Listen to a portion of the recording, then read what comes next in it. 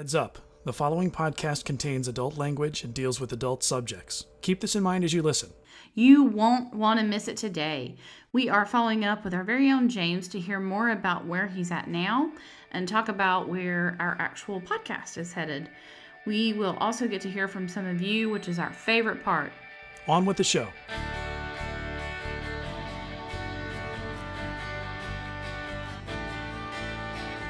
Hey folks, I'm Grace.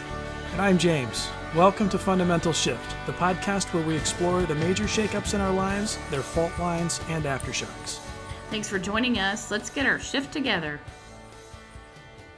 We hope you enjoy hearing our backstories. We want to give you an idea of what to expect from the podcast going forward. From here on out, we'll be exploring all kinds of fundamental shifts from all walks of life every other week. We'll be doing that on our own sometimes and often with a guest. In between those main topic shows, we'll bring you a follow-up episode on the topic as we've engaged with it over the week. Most importantly, we will be interacting with you, our listeners. This is the part I'm most excited about, as we open up discussion and share stories through your social media posts, emails, and voicemails. We'll also share recommendations and resources and let you know what's coming up in the next episode. Today on the show, we're going to delve a bit more into where James is now, particularly in regards to his faith. We'll also tell you about his meditation project and the spaces where you can check it out.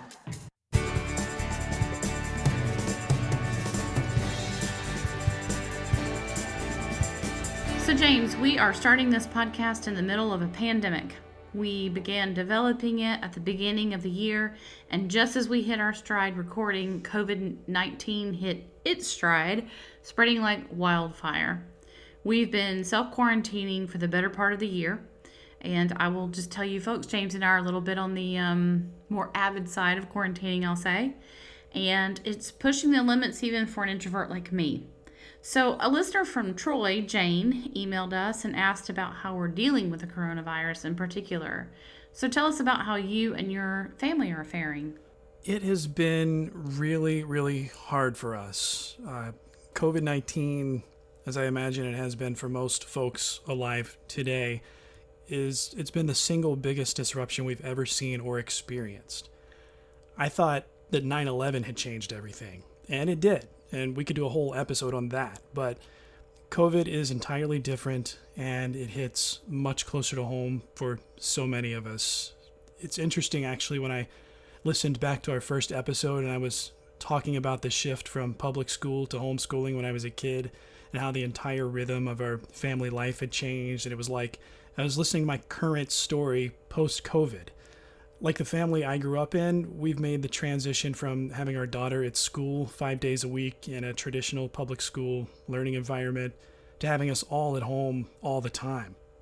The difference for us now, as opposed to when I was a kid, is that we can't travel or go to theme parks or really do anything outside the home. It's been a difficult transition for our daughter. Imagine your parents picking you up from school for spring break and then just never going back, never seeing your friends again. My wife and I are very fortunate to have jobs that did not go away or place us on furlough, but it has made the school portion extremely difficult, as getting a 6-year-old to stay focused and make sure their iPad is charged and she's able to get into the right virtual classrooms at the right time can sometimes feel like a mammoth task. Another challenge now is that there's no more me time for anyone. I know that's been the norm for a lot of people even before the pandemic, and I can't imagine how so many single parents out there are doing it, but I'm really envious of people who can use occasions like stay-at-home orders to work on that novel they've always wanted to write. So honestly, it's just hard. Most days we're just trying to make it through the week without losing our minds. So I'm just thinking about the part that you mentioned about the rhythms of life. We actually recently just had the 9/11 anniversary as we're recording now. And I can totally relate to that in the sense that there was just a change in the nation and a change in how we thought and sort of functioned with each other. And I'm wondering, that time seemed to bring us together. And there could definitely be, again, a whole episode on this and how there were many ways it tore us apart. And there were many consequences that last to this day through that. But in the moment, as a nation, we sort of stood united. I'm wondering how you feel about that with the virus, in the sense that this has become less of a thing that we all defeat together and more of a thing that has highlighted our divisions, that has highlighted our racial and economic inequities. And I'm just wondering, if there's a time that this sort of new normal everyone keeps mentioning, does it really become normal, especially for sort of a more traditional family like yours, where you're having to work from home and sort of, redefine your domestic life, especially? So that's a multi-leveled question. But Yes. yeah, I'm just wondering how you sort of feel about this whole new normal in a global sense, but then also in that personal sense. Okay, sure. Well, you did mention 9/11 versus now with COVID-19. I know that there was a great spirit of unity in the U.S. just after 9/11. It was a little bit of a multi-edged sword there because, I mean, yes, we came together, but in some sense, to some extent, we sort of united in the same way we united against the Japanese in World War II. We became a lot more, as a nation, a little xenophobic. I would say a Making little, a boogeyman, making a boogeyman out as some of of. us are trying to do now with the Chinese or something like that. Yes. So 9/11 absolutely created a boogeyman, or brought back up the boogeyman of Islam. Anyone who was of Middle Eastern heritage or even looked like they were from the Middle East. People from various parts of the world were now in America and facing violence, threats, discrimination of various kinds. And so I think that 9/11 was a fundamental shift for our country in many ways. It did bring people from the right and people from the political left together for an instant to unite against a common enemy. However, I think there was a lot of misunderstanding at the time, and there continues to be, regarding who the common enemy actually is. So there's that. I'll just kind of leave that there for now, and maybe we can talk further if we wanted to do a retrospective on 9/11 as an episode. But compare that to now. There's so many boogeymen or boogie people out there. We're losing count. In our current political climate, we're seeing immigrants from almost anywhere demonized. We're seeing people who are seeking asylum from dangerous and deadly situations being, again, demonized, locked up in cages, separated from their family members. And some have made the point that this is not necessarily new in America as a way to treat immigrants. And it's correct. It is something that is a recurring issue and a recurring thing that's been happening. I don't know that it has been policy before now to separate families. And so that's another thing. And now when we're looking at COVID, it definitely brings to light the divided nature of our country. And it's discouraging to see people flout science and think that it's some kind of conspiracy cooked up by Bill Gates to microchip people or what have you. And this, again, is also nothing new. There's been an anti-science bias for a lot of people for a lot of years in regard to climate change, reproductive health, things like that. Mental health has been attacked, as for many years, stigmatized. And so yeah, it's really, every moment is a snapshot of where we are, and we can compare it and contrast it to where we've been, and we can see patterns. So yeah, in regard to a new normal, though, I think that normal is one of those terms that's kind of nebulous. I think we often conflate normal with what maybe our ideal would be at the moment. It's just setting on your dryer, right? Exactly. Yeah, I want my clothes normal dry. So yeah, I think normal is whatever is going on right now is normal for right now. This is right now.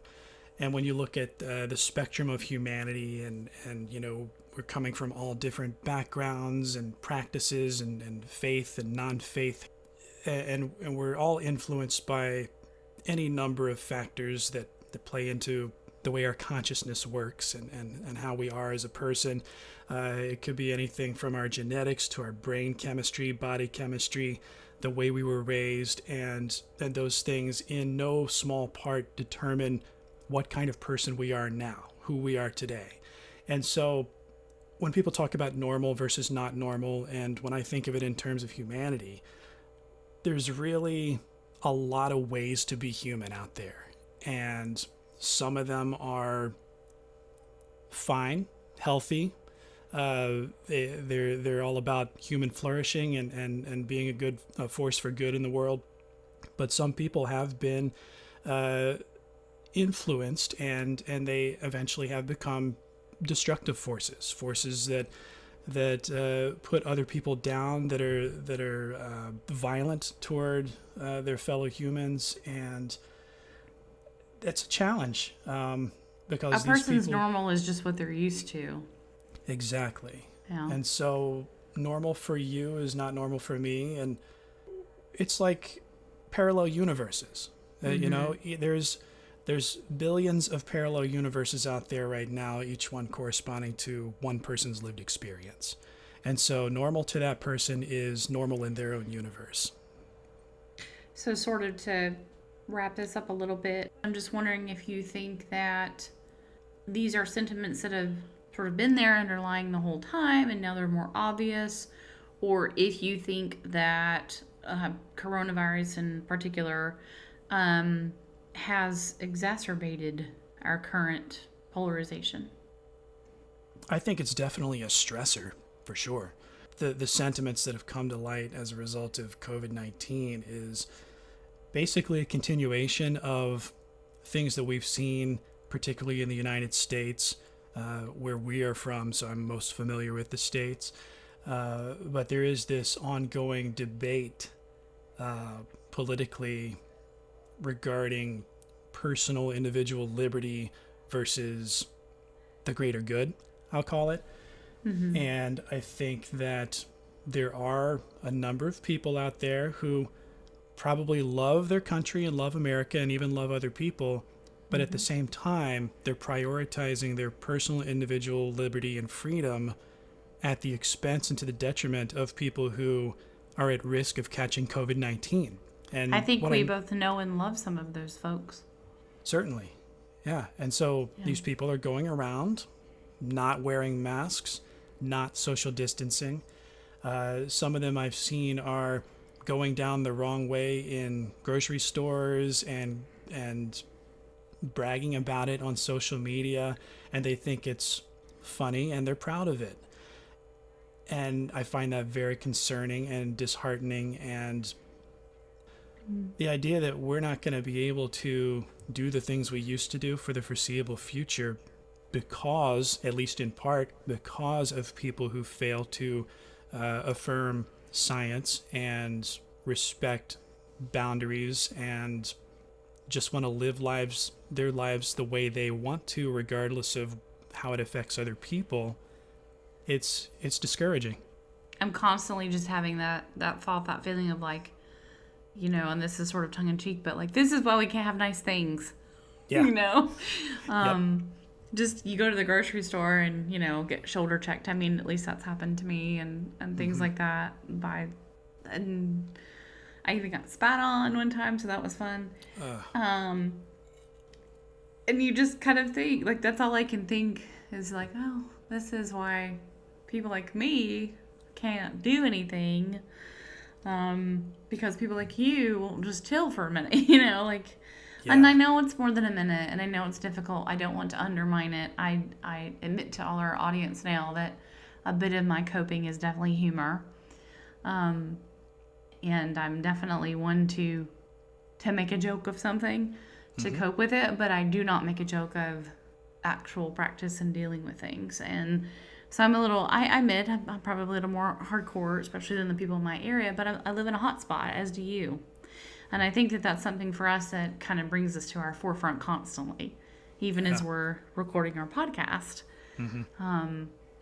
That we're just always sort of thinking about it. So I would say even to this listener, that's kind of a thing for James and I, because we live in hot spots that we're just really kind of always thinking about it. We're even always texting each other about it and sort of just talking about how it affects our lives and even the show and that sort of thing. So I would say this is an ongoing conversation, and I want to let everyone know that we actually intend to have a full show about COVID probably pretty soon after this show. So Yeah. Little sneak peek.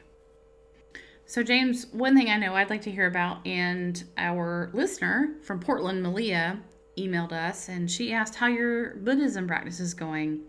She said there have been many upheavals in our nation, like climate change, civil rights activism, Me Too, and watching the attempt at a coup of the election. She asked, how had the other crises in the nation affected you guys, and how does your faith practice fit into this? And I know for you and me, growing up fundamental, we would have just said all these things were God's plan. We would have exhorted each other saying, "Come, Lord Jesus, come," or something super silly like that. Yes, yeah, definitely. And thank you for asking, Malia. I think in times of great upheaval like we've seen in the last few years, and especially now, are when my Buddhist leanings really start to become the most relevant and helpful. I'm primarily a humanist, but I have found Zen Buddhism to be a great framework for organizing my humanism into a philosophy and practice. There's an old cliche that says everything happens for a reason. In my old Christian faith, that would have meant that God is in control and orchestrating everything according to his plan, capital H, his. That phrase to me has surprisingly found new relevance, but in a different sense. Everything happens for a reason can also be read as a really concise description of karma. Everything happens because of something else. This is this way because that is that way. Everything happens for a reason because of something else. It can be easy to look at the things happening in the world today and think that they arose independently, that all these separate calamities are coming from every direction, piling on top of each other, almost as if to crush us under the weight of it all. It's easy to get caught up in those kinds of thought patterns. When what Buddhism has taught me and continues to teach me is that nothing we're seeing came out of nowhere, and nothing we're seeing is its own separate self-entity. The causes and conditions that led to climate change, the struggle for civil rights, voter suppression, and other efforts to hijack our elections, they're not unrelated. When we buy into the delusion that we're all separate, it's easy to fall prey to the logic that says more for you means less for me. And at that point, we're no longer interested in taking care of each other and finding a way for all of us to thrive together. So our actions are based on wrong perceptions, wrong thinking. And that generates what we might call bad karma. If we look deeper, though, we can see that the bad karma we generate now didn't originate with our generation. It's inherited from our ancestors. And this karmic interpretation of everything happens for a reason, if we continue to pull at that thread, we'll understand that the perpetrators of these injustices that we see, they are perpetrators. They're also victims of wrong teaching, wrong perception, wrong thinking, which in turn leads to wrong action. I know from my experience that I was certainly such a victim for many years. And just like when I said that I might have fallen in with white supremacists if I had gone to a different school, if I'd grown up anywhere else and been subject to any other influencing factors that shaped my consciousness, I might have been an authoritarian dictator or a serial killer or a Klan member. I don't say these things to excuse bad behavior. This isn't the same thing as making excuses. When I When I go to the doctor and she tells me why I'm nauseous or vomiting or having a headache, it isn't to make excuses for these things or defend their role in causing me to suffer. As a doctor diagnoses the causes and conditions that led to our illness, we also must look deeply to uncover the causes and conditions that lead to our suffering. And when we do that, then we can begin to suffer less. We can treat ourselves and others, from whom we now recognize there is no real separateness, with compassion and try to act in a way that will alleviate our suffering and theirs. So would you say that karma, if let's say we're speaking to some of our listeners who are not particularly religious, because we want to definitely acknowledge those folks, and say that we support you, and our spirituality is kind of all over the place anyway. Yeah. I'm just wondering maybe if it's just that idea of cause and effect, in a scientific maybe way of thinking. Yes, absolutely. That's all karma really is. It's just a name that we use for cause and effect. That's really what it is. And I'm going to just absolutely ruin a very classic movie right now and say that just every time I hear you kind of talk about this idea of nothing coming from nothing, all I can think about is this, Von Trapp situation of Maria and the captain and the gazebo and the Sound of Music and her singing, nothing comes from nothing, nothing ever has. And so I'm a super nerd and I looked this up, and it actually comes from this Greek philosopher named Parmenides. And so it's a very old notion. As we all know, so many of these spiritual ideas that we interact with now are ancient, right? Like they're updated for our modern age, but in so many ways they're just ancient ideas. And I think that that's something to be valued, that they've lasted, the test of time. But I love that idea that nothing comes from nothing. And if you put nothing into it, you get nothing, right? So there's the converse of that is true too. So I love that even in the context of karma and even in the context of understanding cause and effect. I just kind of think that weaves itself through and helps us from whatever perspective we're coming from understand what you're saying about that and how your practice flows into that. It also helps us to understand how to talk to each other, relate to each other on the level you're saying as a victim, as a perpetrator, to understand, or someone even like you're saying, oh, I could have fallen into these things had this thing happened. I think it's really brave to talk about that and see where our weaknesses lie and where we could fall into something really dangerous, and how do we, in the moment of sanity, protect ourselves from the moment of insanity?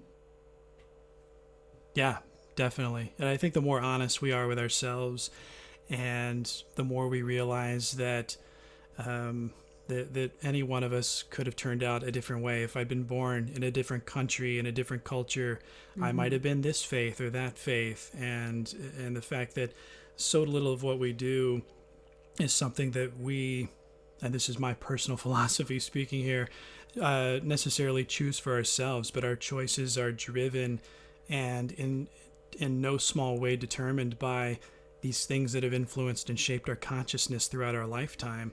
And some of those are things, it's the nature versus nurture, where a lot of it we are born a certain way. Our genetics determine so much. We didn't choose who our parents were going to be. And also we didn't choose where we were going to grow up and whether or not we're going to go to church or synagogue or any other religious, house of worship.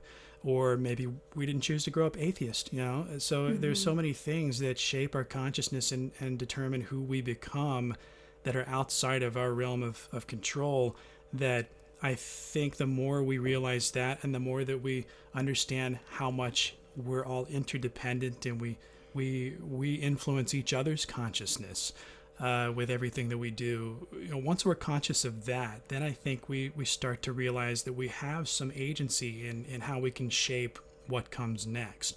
But we have to do it with compassion and grace for ourselves and each other. Absolutely. And I think the interesting thing about it is in fundamentalism, you have sort of these hardcore rules, steadfast rules, regardless of what the fundamentalism is. It could be religious, but it could also be a scientific or, a non-God fundamentalism. You have these hard and fast rules of what it means to be whatever that identity is. And I think what we just kind of want to express maybe right now to our listeners is we're not saying there's not right and wrong. What we are saying is there are core values that we embrace. And I would say that is more along what you were talking about earlier as a humanistic value, right? Yes. We value the person and we value their experiences and their truth. And we want to give a voice to that. It doesn't mean we're always going to agree with it or sanction it or condone it. And so we just kind of want to be, I think, a little bit clear about that. Yes, absolutely. And like I said, regarding karma and everything happening because of something else, and even the determinist philosophy that I described here, where we don't necessarily choose who we become, at least up to a certain point, it's not to make excuses so much as to diagnose illness in a sense that, the source of suffering. And then once we see the source of suffering, we're already on our way out of it because we can start to see the solution at that point. Yeah, because none of us is a tabula rasa. I think Right. that's a bit of a figment of our imaginations. You know what I mean? Like it's a bit of a thing I guess Yeah. we wish could happen, but it's just not a thing. Yeah, even out the gate, we're not a blank slate because, again, genetics, who your parents are, who your parents aren't.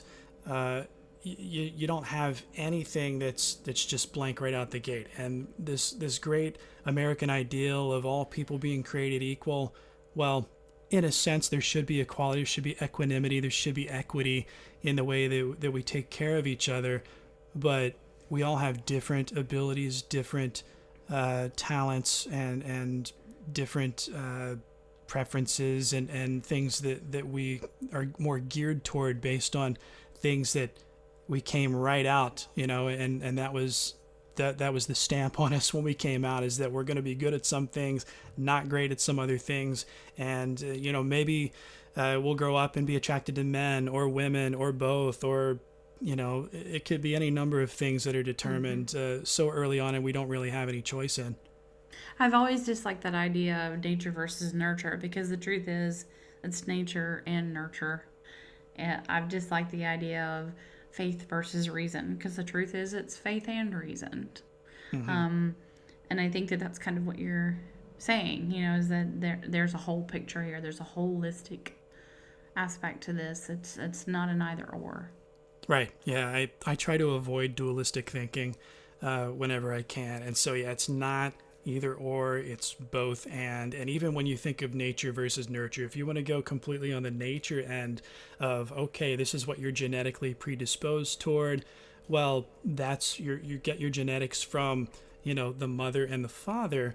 But then why did they end up together, at this moment in time to create you? Well, that was nature and nurture as well, going back, through Right. countless lifetimes. So it's all tied up. It's all one thing, really.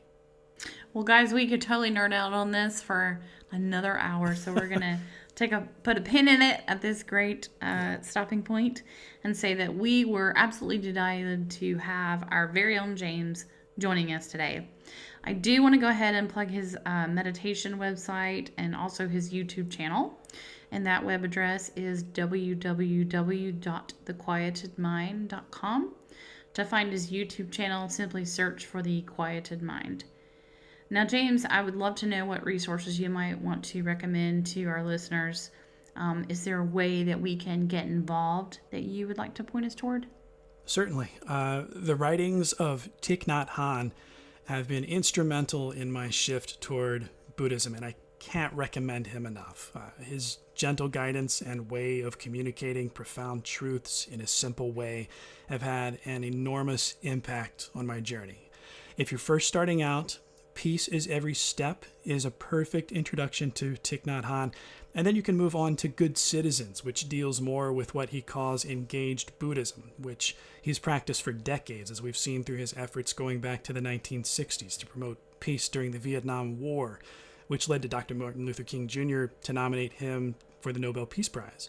For those coming from a Christian background like myself and Grace, his books Living Buddha, Living Christ, and Going Home, Jesus and Buddha as Brothers are essential reads as well. I also have a music recommendation for those who might be curious about the band that I talked about traveling with after I left Lynchburg for the first time in the first episode.